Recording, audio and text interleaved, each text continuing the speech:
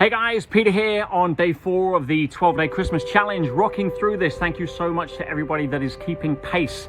And yesterday we learned that one of the biggest challenges people have is that their self-worth and their net worth get combined, which sets up an inability to receive or to be ready to have the things they say they want, that they set goals for and then never materialize. But today I want to talk about something different. So you may have noticed that in today's world there is a lot of polarization going on. Now, there are a lot of people that are taking to what I now call anti-social media and voicing an opinion, and it is completely polarizing and separating families and friends, etc. You know, is COVID a scam? Is it not a scam? You know, should I vaccinate? Should I not vaccinate? All that kind of BS crap that I'm just not involved in. If you want my views, everybody knows them, so I'm not going to get into them here. But, you know, from my perspective, what is the one thing that's going to carry you through into 2021 that will set you up to win rather than lose when it comes to things like that? Well, it is a word called tolerance. And I want to share some insight on that today, because when you realize that we all have 5 senses that process all incoming information into the body, obviously taste, touch, sight, sound, and smell. But you can have 2 people standing next to each other in the exact same environment, breathing the same air, experiencing the same event in the outer world, and use the same equipment to process that, called the 5 senses. Now, what's the chances of those 2 people coming up with the same conclusion as to what that event means? Well, let me ask it this way. How many of you all like the same food? How many of us all like the same kind of smell?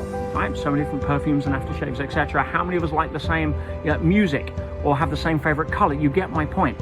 And not only do we have different variables in how we interpret data in order to come up with our own individual conclusions, but then we have all of the other stuff that sits behind that. Cultural influences, parental influences, societal influences, social conformity, all of that, beliefs, significant emotional events, personal history, yada, yada, yada. So is it any wonder, it's almost a miracle in fact, that 2 people would actually agree on anything? So if you are externally validated, that's part of the emotional immaturity pattern that we're breaking on through these 12 days of Christmas. What do I mean by externally validated? That means that I need other people to agree with me in order for me to feel good about my own views. Have you noticed that that doesn't really work for anybody, right? Again, go make a statement on anti-social media. It's like pulling the pin on an argument grenade and running away. So if you know that when we realize that tolerance is nothing more than being internally validated, it's not being a walkover, it's not allowing other people to bully you with their views. I'm not talking about that.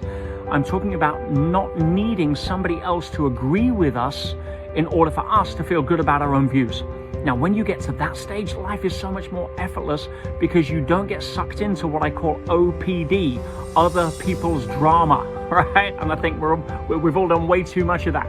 So for today's challenge, this is going to be tough for some of you, because we are hardwired on automation and programming, and it takes us to wake up and stop sleeping awake in order to execute today's challenge. And that is when somebody disagrees with you, when you see somebody acting out of accordance with how you think they should act, right? Rather than react off a pattern to try to either A, prove them wrong, B, convince them that you're right, good luck, or any other that kind of stupid, pointless, never wins any kind of points, favors, arguments, or friends.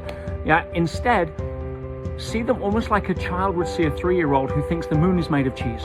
Right? You don't make them wrong. You don't say, hey, let me go get you the latest NASA reports to prove that, that's a completely stupid point of view. You're never going to convince a 3-year-old who thinks the moon is made of cheese that it isn't, especially if their best friend told them so. You get my point? So, everybody's entitled to their own opinion. If you really want to reduce stress, and again, part of today's challenge, stop expecting you from other people. In other words, let you be you and let everybody else be them. And as long as they're not physically harming you, then nobody has any right to affect you emotionally without your permission. Remember that.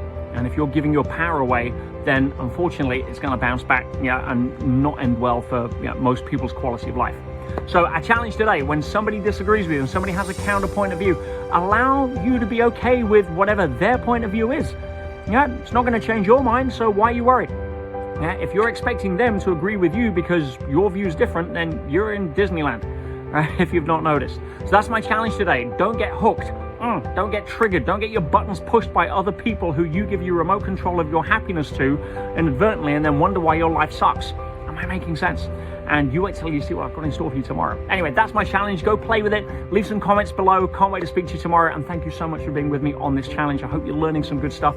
Yeah, and feel free to share your stories, and I'll see you on tomorrow for, I believe, day 5.